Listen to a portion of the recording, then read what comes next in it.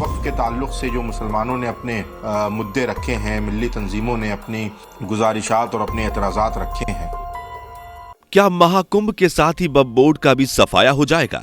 आखिर क्या है वक्फ संशोधन अधिनियम, जिसे लेकर जेपीसी की बैठक में जमकर हंगामा हुआ? ये जेपीसी क्या है और क्या काम करता है? आखिर क्यों वक्फ अमेंडमेंट बिल पर टिकी है योगी सरकार? क्या है वक्फ की बेशुमार जमीन का सच? संपत्ति के मामले में भारत में वक्फ की क्या है रैंकिंग? आखिर क्यों लखनऊ के मुसलमानों को बड़ा झटका लगने वाला है? क्या सच में बड़ा इमामबाड़ा वक्फ की संपत्ति है? क्या कहती है इस पर योगी सरकार और योगी आदित्यनाथ की रिपोर्ट? जानने के लिए वीडियो के आखिर तक बने रहें और चैनल को सब्सक्राइब करके बेल आइकन को प्रेस जरूर कर लें। दोस्तों, एक तरफ जहां संगम नगरी प्रयागराज में करोड़ों श्रद्धालु और खुद उत्तर प्रदेश के मुख्यमंत्री योगी आदित्यनाथ आस्था की डुबकी लगा रहे हैं, वहीं दूसरी तरफ जेपीसी की मीटिंग में वक्फ बोर्ड का खात्मा करने की प्लानिंग की जा रही है। दरअसल 24 जनवरी 2025 को जेपीसी की मीटिंग में वक्फ बोर्ड को लेकर खूब हंगामा काटा गया। बैठक में जल्द से जल्द वक्फ संशोधन बिल को पास करने की बात की गई। रिपोर्ट्स की माने तो बजट सत्र के दौरान ही वक्फ बोर्ड संशोधन विधेयक संसद में पेश हो सकता है और इसी दौरान उसे पास भी किया जा सकता है। अगर ऐसा हुआ तो वक्फ बोर्ड कमजोर तो होगा ही, साथ ही वक्फ बोर्ड ने जिन जमीनों पर अपना कब्जा बता रखा है वो भी उसके हाथ से चली जाएंगी। लेकिन सबसे ज्यादा नुकसान होगा लखनऊ के मुसलमानों को। पर कैसे, ये समझने से पहले वक्फ बोर्ड और जेपीसी को समझिए। जेपीसी यानी ज्वाइंट पार्लियामेंट्री कमेटी, इसे लोकसभा और राज्यसभा दोनों सदनों के सदस्य शामिल होते हैं इसमें, और ये एक एड हॉक बॉडी होती है जिसकी टाइम ड्यूरेशन मसलों को देखते हुए फाइनलाइज की जाती है। जेपीसी के कुछ खास कामों की बात करें तो यह सरकारी एक्टिविटीज में फाइनेंशियली अनियमितताओं की जांच करती है, साथ ही संसद में पेश किसी खास विधेयक की भी जांच करती है। ऐसा ही खास विधेयक वक्फ बोर्ड अमेंडमेंट बिल 2024, जिसे लगभग 2023 से ही संसद में पेश करने की कोशिश की जा रही है। लेकिन इस संशोधन के संसद में पास होते ही वक्फ बोर्ड काफी हद तक पावर्स उसकी घट जाएंगी, इसलिए पक्ष विपक्ष इस विधेयक को लेकर खासा बहस और तीखी नोकझोंक को देखने को मिल रही है।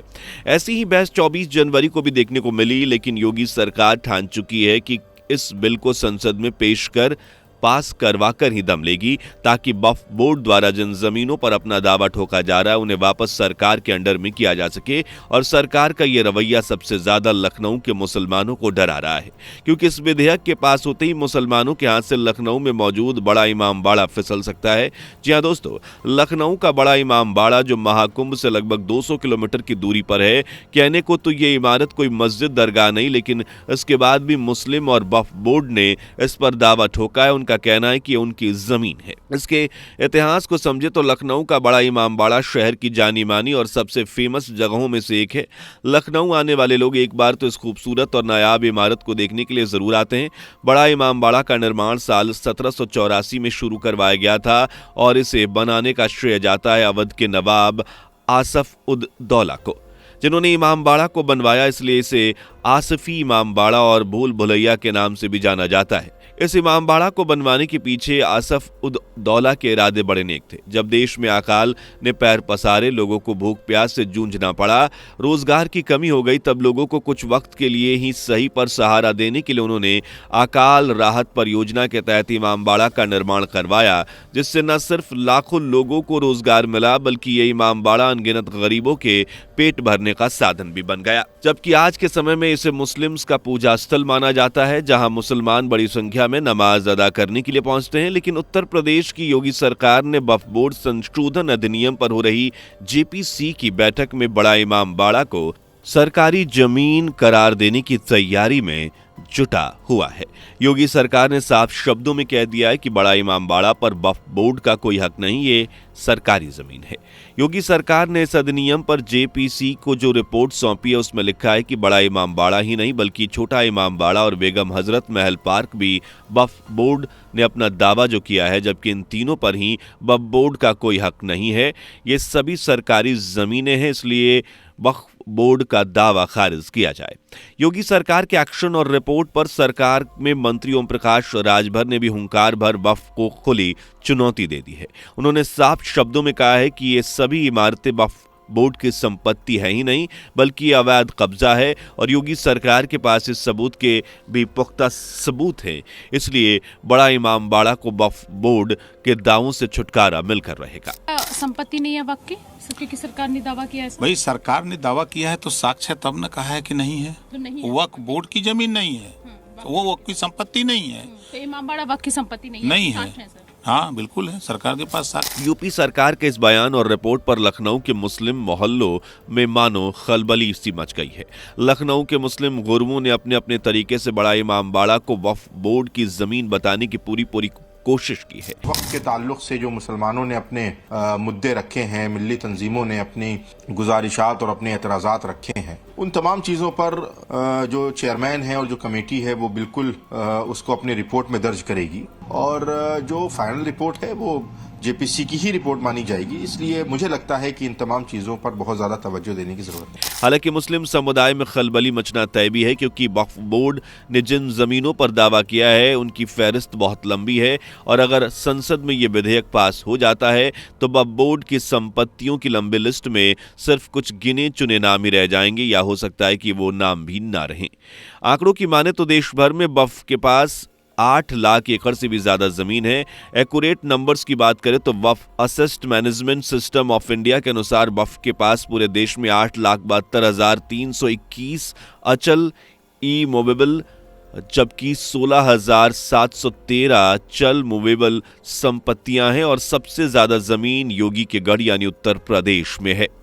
एक रिपोर्ट के अनुसार उत्तर प्रदेश में सुन्नी वक्फ बोर्ड के पास 2,10,000 के लगभग संपत्तियां हैं जबकि शिया वक्फ बोर्ड के पास 15,386 के लगभग जमीन है। वहीं योगी सरकार की रिपोर्ट की माने तो सरकार का कहना है कि वक्फ प्रदेश के 14,000 हेक्टेयर जमीन पर अपना दावा ठोकता है जबकि इसमें 11,700 हेक्टेयर की जमीन वक्फ की नहीं बल्कि सरकार की है। यानी लगभग 70% जमीन उत्तर प्रदेश की ऐसी है जिस पर दावा तो वक्फ का है लेकिन असल में वो वक्फ की नहीं बल्कि सरकार की जमीन है और अब सरकार अपनी जमीन को वापस लेने का मूड बना चुकी है। सिर्फ उत्तर प्रदेश ही नहीं बल्कि देश के अलग अलग राज्यों में वक्फ ने कई हजार एकड़ जमीन पर कब्जा कर रखा है और इस लिहाज से सेना और रेलवे के बाद वक्फ देश का तीसरा सबसे बड़ा प्रॉपर्टी होल्ड बोर्ड है जिसमें कब्रिस्तान, दरगाह, मज़ार, मस्जिद और ना जाने कितनी ही जगहें शामिल हैं जिन पर वक्फ अपना दावा करता है लेकिन इनमें से ज़्यादातर जगहें असल में वक्फ की होती नहीं हैं और इससे जुड़े एक नहीं बल्कि कई मामले सामने आते ही रहते हैं। जैसे कुछ समय पहले भाजपा नेता हरनाथ सिंह ने यह आरोप लगाया था कि तमिलनाडु में स्टेट वक्फ बोर्ड ने तिरुचिरापल्ली जिले में एक पूरे गांव को ही अपना बता दिया था। इसी तरह महाराष्ट्र के सोलापुर में भी वक्फ बोर्ड ने पूरे के पूरे गांव को अपनी जमीन बता दिया। वहीं उत्तर प्रदेश में तो 1600 से भी ज्यादा ऐसी जगहें जो अभी तक आइडेंटिफाई की जा चुकी हैं जिन्हें वक्फ अपनी बताता है लेकिन जब सरकार ने इन जमीनों का मुआयना किया तो पता चला कि ये जमीन तो वक्फ की है ही नहीं बल्कि सरकार की है जिन पर वक्फ अवैध रूप से कब्जा करना चाहता है। जब इस पर सर्वे हुई तो टीम ने पाया कि वक्फ बोर्ड जहां भी कब्रिस्तान, मस्जिद या किसी और इमारत जगह की घेराबंदी करता है उसे अपनी बताता है तो ज्यादातर केसेस में उसके आसपास मौजूद जो प्राइवेट प्रॉपर्टी होती है उस पर भी अपना दावा ठोक देता है और ज्यादातर मामलों में इसे अपने कब्जे में भी करवा लेता है और ऐसे ही करते करते आज वक्फ भारत की संपत्ति के मामले में तीसरे नंबर पर आता है। लेकिन उत्तर प्रदेश में वक्फ के इस गेम को बंद करने के लिए अब योगी सरकार ने कमर कस ली है। हालांकि वक्फ संशोधन विधेयक पर बहस बढ़ गई है। 24 जनवरी में हुई मीटिंग में कई विधायक को सस्पेंड भी कर दिया गया लेकिन अभी जेपीसी की अगली मीटिंग होनी बाकी है जिसमें यह फैसला किया जाएगा कि इस विधेयक को कब और कैसे संसद में पेश किया जाना है। हालांकि सरकार की पूरी कोशिश है कि इस विधेयक को पास किया जाए। इसके लिए विधेयक में 40 के लगभग संशोधन भी किए जाएंगे ताकि संसद में इससे पास करने में कोई परेशानी ना हो और बिल पास होते ही वक्फ की ताकतें अपने आप कमजोर हो जाएं। यही कारण है कि इस बिल का सबसे ज्यादा अगर कोई विरोध कर रहा है तो वो है ओवैसी साहब जो कैसे भी करके इस बिल को पास होने से रोकना चाहते हैं।